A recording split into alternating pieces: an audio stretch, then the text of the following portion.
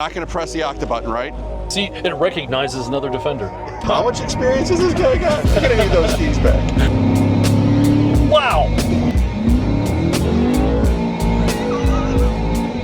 Hello, my rover friends. I am here with my buddy John in... Where are we, buddy? North Huntington, Pennsylvania, just outside of Pittsburgh. I knew that, but I wanted him to have some time to talk. John is from the Center Steer podcast, but you guys already knew that, and if you didn't, shame on you. He even had me on the show, so, well, all right. But there's some really cool people that he had on there, like my buddy Joe from Lost Cause, so you want to listen to that for sure. And the reason I'm standing here in traffic with John, not only is he awesome, but he's here to test drive Project Octopus and give us his thoughts. You ready, John? Ready. It's already awesome. Already. All right, you're not going to press the Octa button, right? Can I just one time? Just once? All right, let's get in the car and find out what happens. All right, buddy, it's pretty much a standard, and I say that loosely, standard Defender interior. Everything has been upfitted. We got leather here. We've got the Alcantara interior. Very nice. The buttons are blacked out, and that's the Octa. Don't touch it. You can think about it. Okay. Just don't do it. All right, so to get this car into any gear, we put our foot on the brake, and there's a little trigger you grab first. Okay. On the back side. Squeeze the trigger. Squeeze the trigger. And then reverse, we're going to push forward. Slightly. Don't hit my... No, don't do that. Don't hit my Defender. Hey, it recognizes another Defender.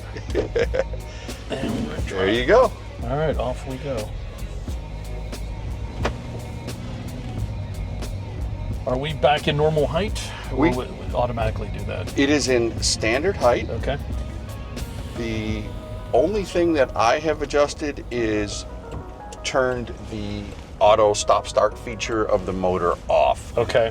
So that always makes me mental. Yes. You can do it off of the touch screen like that. Oh my God. If I don't make it, it's because of him. He found the go-go pedal. There's a go pedal?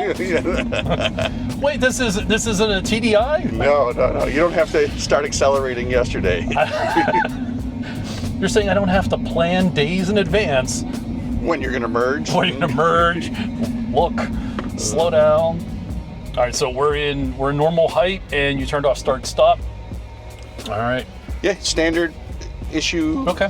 You know, it's doing its auto traction control on the back end. We're on dry pavement, so we don't have any real issues. Okay. And then for giggles, we can play with... Oh, I've lost it, sir. There we go. You can hear the tone difference? Yes. So you guys probably can't hear that, but it opens the valves to use the full exhaust system, giving you that Octa sound. Look, a D5. Those? I never see a D5 around here, and there's a Discovery 5. Look at that. Those are the greatest value right now. That seems to be the case, isn't it? Does it do it automatically, or do you have to put it into a mode for that? No, it did automatically. Yep. Yeah, I see now D5, D6. And then when you're playing with the paddles, with the exhaust open, you get all those pops and bangs and cracks, and my neighbors love me. I'm sure they do. They're really impressed. They're Justin again. Out there playing with his trucks. Yep. And the right side indicator is, what is that? So this is in Octa mode. Okay. I don't know how that got pressed. I didn't touch it. Okay. I didn't touch it. So on the left-hand side, you're seeing the power output of what's going on. You've got your engine power and your engine torque. On the right-hand side, it is a yaw meter to see how many G's you're pulling. That makes sense. Gotcha.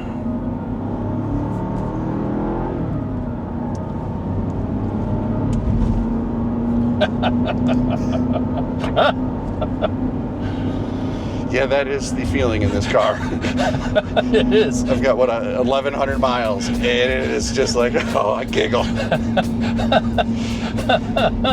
Giggle. That's exactly right. Now, as we rounded that off-camber hill, yes, pay attention to how flat the car stays. There's no real roll to it. Yeah. They have some built in. Okay. But the back isn't pitching like a normal SUV. I can see you twitching over there because you're not driving. I know. I understand it too. I'm going, how much experience has this guy got? I'm gonna need those keys back. All right, stop the car now. 6 speed? 8. I just got up to 6. That was it. It gives you a real feel for the difference in the suspension. Yes. Even the standard, well, you shouldn't even say standard, but even the V8 still has way more pitch and roll to it. Okay. And they're using all those electronic dampers with the air suspension to infill to try to keep it level. Right. It's tough to tell, though, how high up you are. Until you step out of the car. Until you step out, yeah, it's... And I keep trying to bring this point home. This is stock. Yeah, that's... Yeah. It's mental. You're like, well, we've got a lifted truck on 33s from the factory with all that horsepower and new suspension. What's your next event? What is the next event? Actually, it's going to be Rover Ball.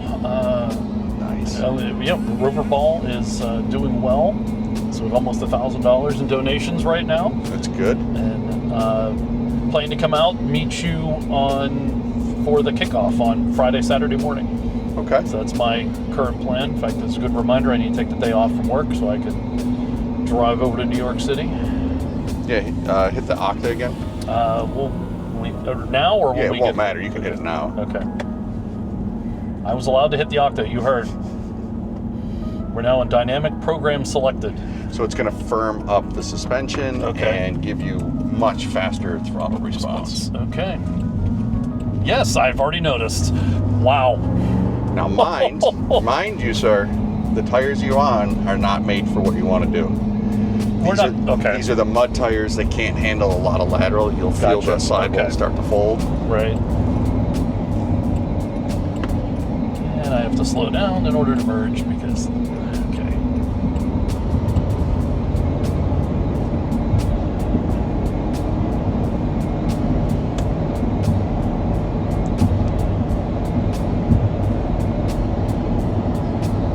Is there a butterfly, like an on-off that you can go to?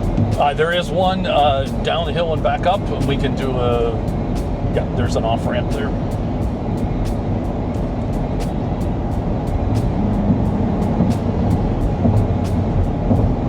That's the downside of having mud tires on it, right? Yes. It's real squidgy. Yes. It gets loose with 22s. Oh my God, it was like glue.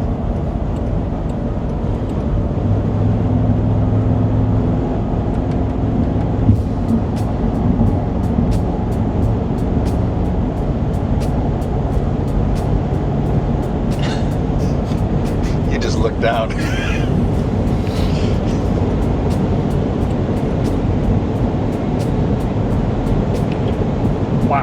Wow. Okay.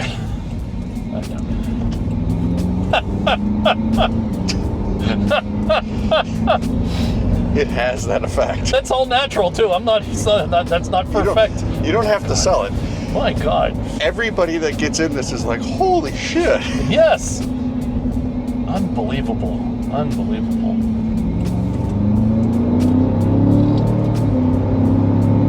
Wow. Jeez Louise. Dude.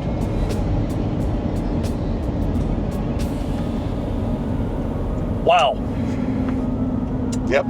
I think if you watched my first video, I said that a lot. I just kept saying, wow. Wow. Wow.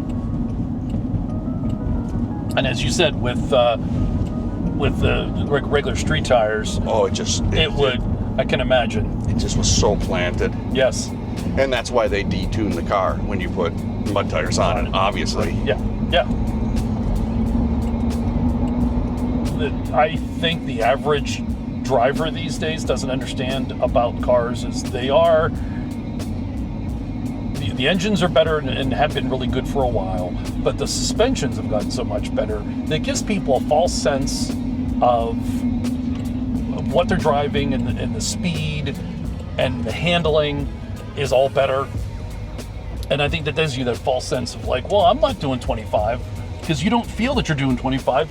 You're really doing 40, but you think it's 25 because an older car gave off. You felt the wind. You felt there was the wind. noises. Right, the bumps. Right. Well, that's why when you drive a Heritage Classic 110, you feel everything on the road, and you are connected, even more so than this.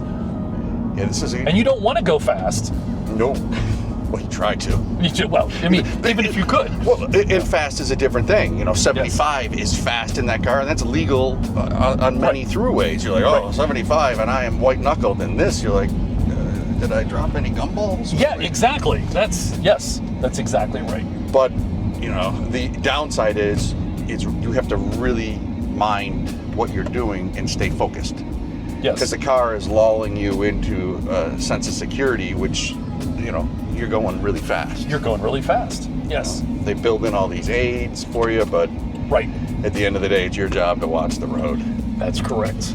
That is correct. And it's life-changing. I'm in Pittsburgh. He's telling me pizza place. I don't know if I'm buying that. If you were in New York, we could have a talk.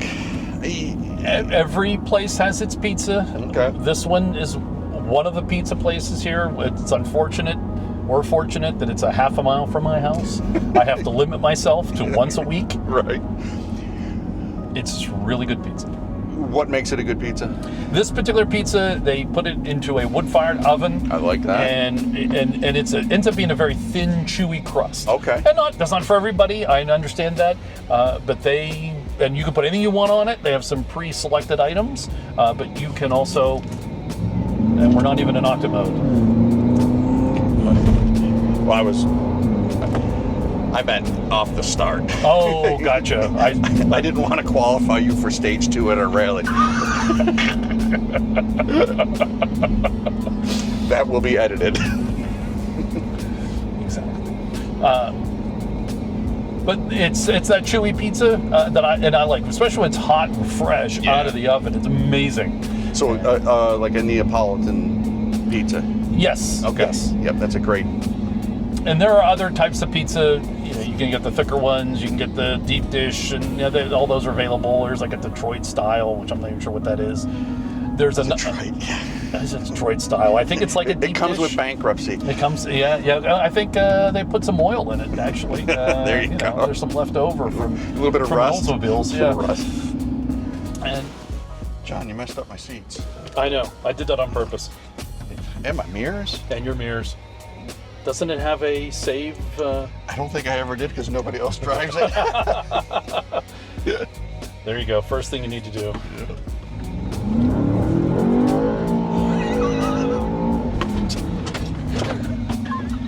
0 to 55 to 20.